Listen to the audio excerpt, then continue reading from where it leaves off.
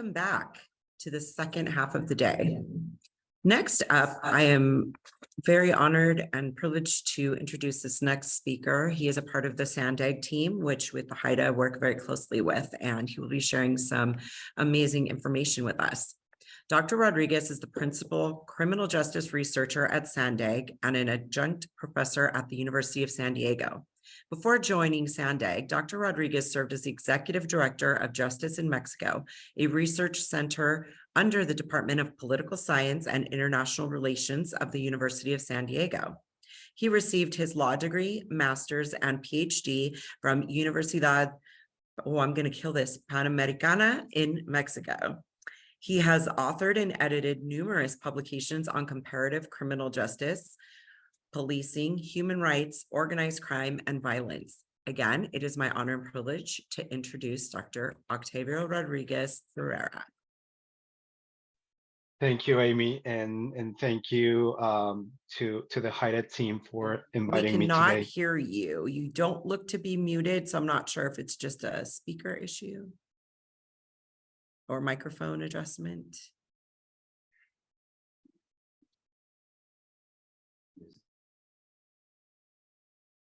How about now? Can you hear me now? All right, we're good. Can you hear me now? Perfect. Thank you very much, Amy, and thank you very much to the HIDA team for inviting me today. I just one disclaimer today. I'm feeling under the weather, so I apologize if I sneeze or cough during my presentation. So I'm going to try to make this quick so we have time to discuss in case you have any questions or comments. I'm going to go ahead and share my my screen, my presentation with you. Should be able to see now. Hold on one second. And I always have you should be able to see my presentation now. If you have any problem seeing it, don't hesitate. Can you switch it to presentation mode? That is what I'm trying to do. No problem. No problem. So I never get to really know where is the screen. Let me see. The lower right side. It's already in the presenter mode, but it's sending it to the other screen. Let me stop sharing it for a minute, and I will try to fix that as soon as possible.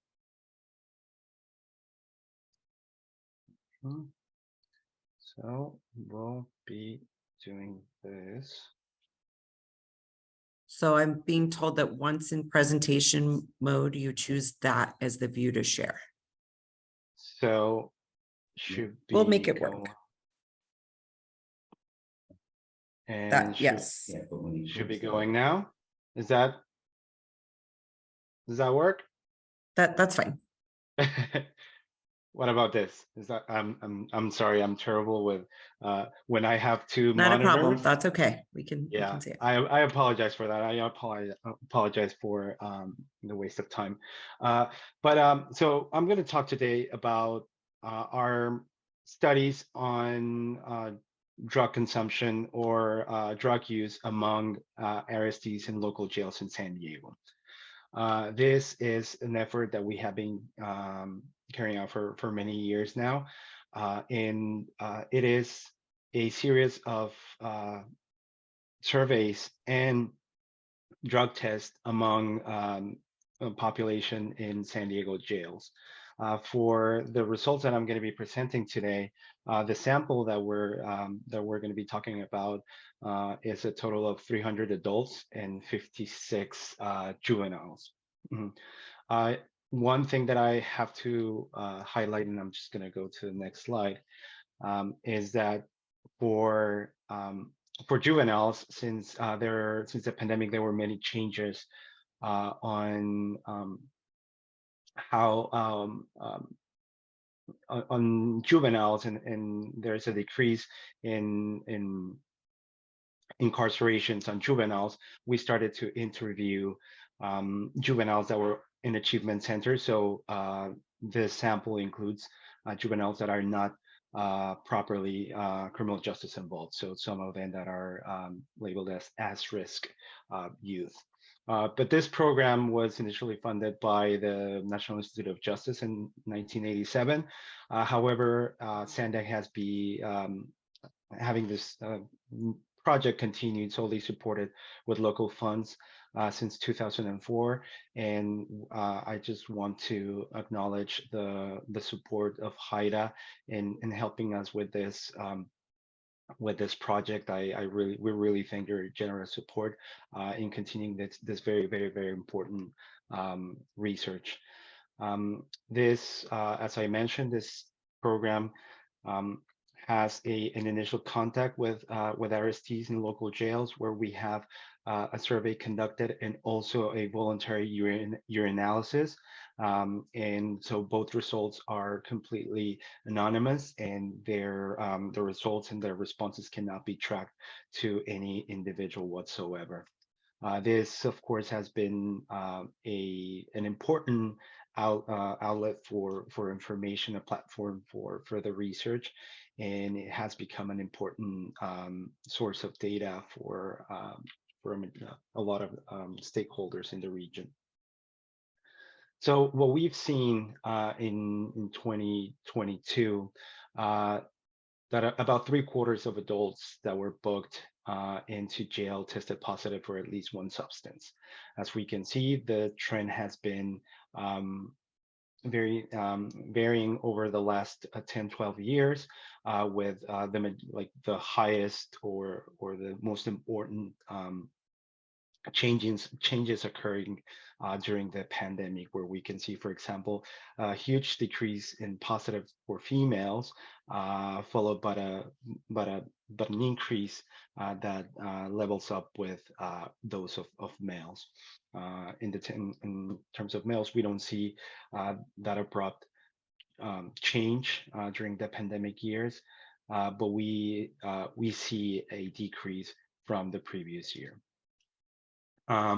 So the positive for drugs have certainly changed over the last 10-12 years. As I mentioned, we can see in this chart how the numbers tend to be higher than they used to be in the 2010s, especially after 2020, during the pandemic years. We see important increases in positive tests. Those who test positive for drugs in the jails also test for more than one drug. So we have some that test positive for one, and some that test positive for multiple at the same time. And here is a kind of like a description on what are the types of crime that they're booked for, with the comparison, with the type of whether they're positive for one drug or multiple. But just focusing on marijuana, marijuana has reached an all-time high rate for females in 2022, but importantly enough, it decreased for males. Both are around 53 and 52%, respectively. But again, this is important that this is a all-time high for females. As we can see, as I mentioned, some of this result, or the test results come and let us know whether a person is positive for one substance or more. And in this case, we can know, for example, which ones only test positive for marijuana, and which ones test positive for marijuana and others. And as we can see, more than half tested positive for marijuana and other drug, and only about 42% tested positive only for marijuana. Some important features or characteristics of marijuana use among juveniles and adults. so the percentage of adults that said that ever tried marijuana in their lives is almost 90%, as you can see. And the average age of first use is around 15 years old. And the ones who said that have used marijuana, the average or the mean days used in the past 30 days in 2022 was around 15 days. When similar numbers from juveniles show that around 71% of juveniles said that marijuana was the first substance that they ever tried. And the mean age use for the first time was 12 years. Those who said that used it, 77% said that used it over the past 30 days. And 96%, surprisingly enough, said that marijuana was very easy to obtain. So on the different views on the potential benefits and harms of marijuana, we found that around 74% do recognize that marijuana or believe that marijuana can be psychologically addictive, while 44% said that can be physically addictive. However, the grand majority of participants said that the use of marijuana is beneficial in some way. For example, they say that helps with the mood, with physical pain, with insomnia, and in other aspects. What we've seen over the years is higher popularity in methods of marijuana use that had high concentration of THC, and this is among juveniles. We can see, for example, how juveniles tend to consume more THC by dabbing or vaping, and the phenomena of vaping seems a little more dramatic in comparison between between adults and juveniles.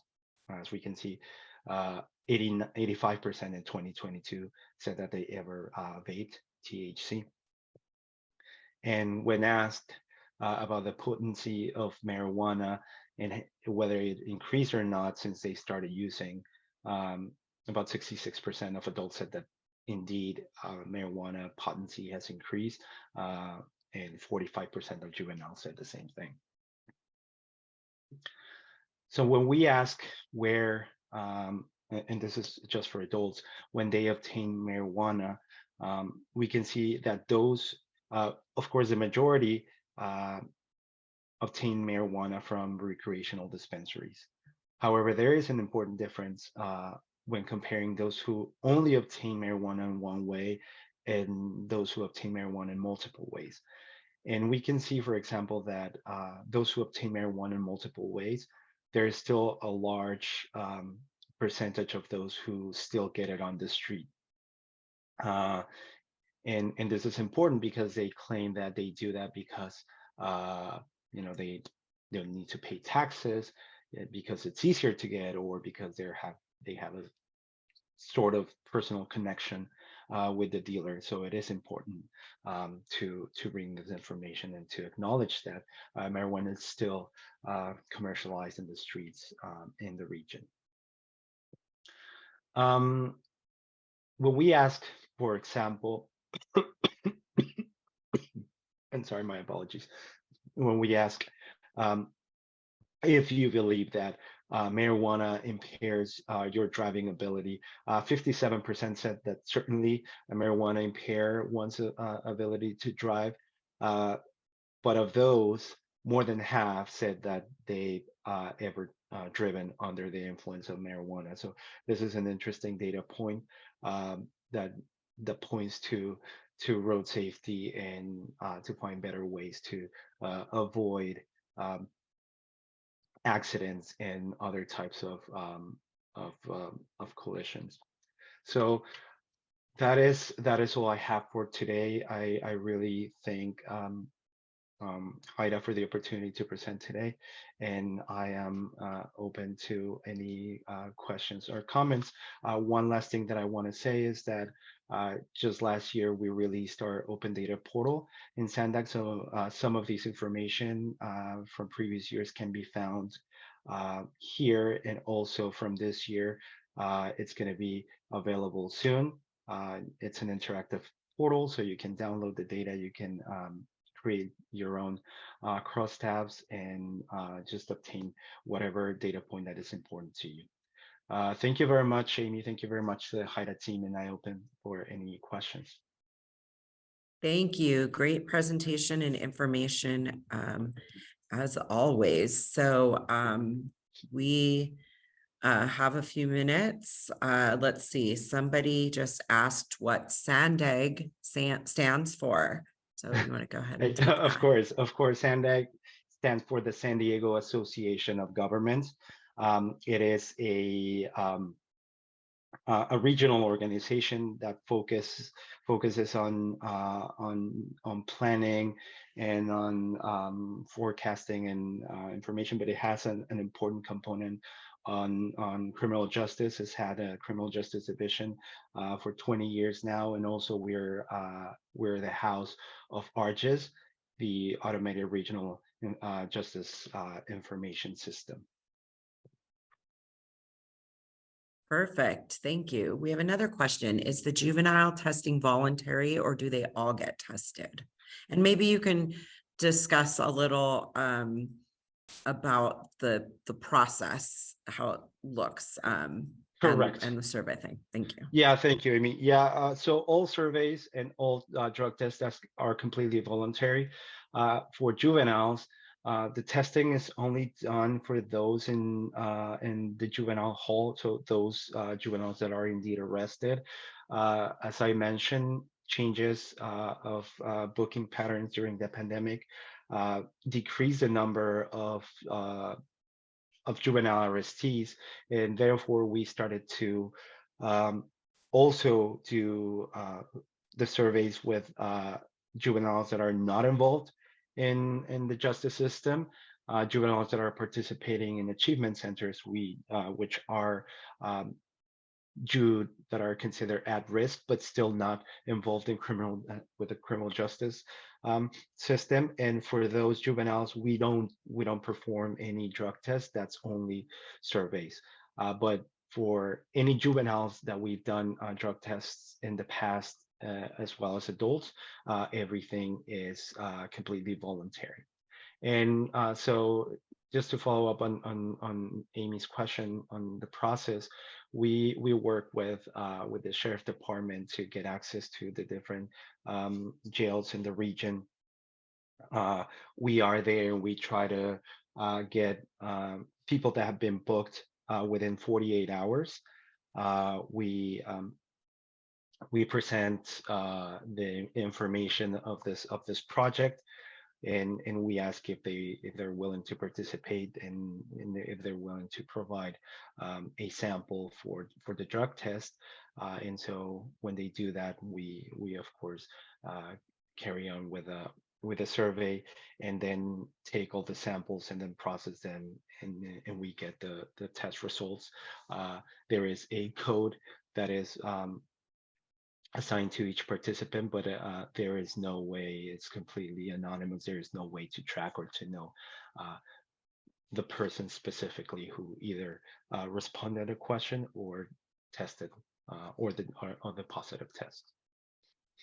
Thank you. Before we go into this next question, I think that you brought up an important point. I think everyone should think about this. It's voluntary. So, there's something that's driving them to want to give this information. Of course, it varies from person to person, but I think that's an important component when there are so many discussions about how involved enforcement should be, or how much of an impact enforcement can make. The fact that they're volunteering to do these pretty long, I mean, I sit on the committee and we come up with these questionnaires, and they're pretty in depth, and they take an amount of time. So it's either because they might be getting close potentially to wanting treatment or help. Perhaps they want to help others not follow in the same footsteps of themselves. But I thank you for sharing that. And I know that your work is really not duplicated, unfortunately, due to funding too many other parts of the country. So we're always excited to have you share that. And I just put that out there for people to digest and think about, as so many of those discussions are coming up in our harm reduction discussions. Okay, we have another question. It's actually two that are kind of the same. So do you know why the substance use is increasing with women and decreasing for men in the same year, which obviously you're not in their brains, but anecdotally, or if any of the conversations that you had with them might give you some insight as to why this might be occurring. Yeah, thank you, Amy. It is really hard to know the reason why, but some of the hypotheses that we've developed is, in fact, there were important changes of on bookings during the pandemic, and so we saw less females booked into jails during that time. So that pattern may have affected the positive tests in women during the pandemic years. And so what we're probably witnessing right now is kind of a leveling to pre-pandemic years. So there is still, we're still need to wait a couple more years to see if this actually was a consequence or result of the pandemic, of the different dynamics during the pandemic. So far, as we could see in the charts, it is not constant for year by year. So we can see decreases and increases, but they tend to remain stable among males. I mean, we've seen kind of like a steady increase over the last 10 years. And so this decrease might just be, and I'm talking about males right now, this decrease might only be a result of those kind of dynamics that happen year by year. But with women, we are yet to see if if this important change was due to the pandemic and the dynamics of the pandemic. But for that, we will probably need to see the results of 2023 and 2024 to figure out if that was the case. Were And Amy, any if you, questions in the questionnaire during COVID for the people that you did, with the numbers increasing, are there any COVID related questions? we started adding some like minor questions, Okay. of course, because like when the pandemic happened, we were already in the curves of in the process of compiling information for 2020. So it was hard to change the questionnaire on the process. So for the following year, we did ask a few questions, but they're not specifically related to their habits of consumption during the pandemic, unfortunately. But we do have ways to at least see if there will be any important changes as we move forward. And one thing that I wanted to mention, Amy, just going back to your comment earlier, is that this is a very robust instrument. There is a lot of important information that it doesn't only stays with the patterns and their habits of substance use, but also with mental health, with housing stability, with domestic violence and victimization. That it's an important thing, like asking them about being victimized of crime and whether they report crimes or not.